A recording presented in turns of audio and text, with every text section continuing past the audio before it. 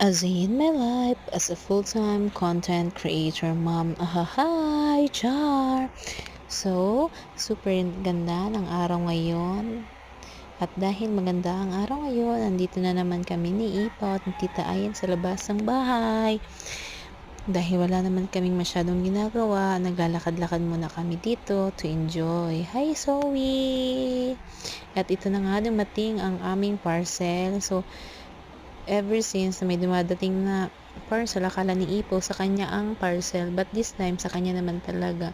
So look at this, guys, super ganda, cotton na cotton ang mga na-order ko na ito na damit ni Ipaw. Super nice talaga niya, promise.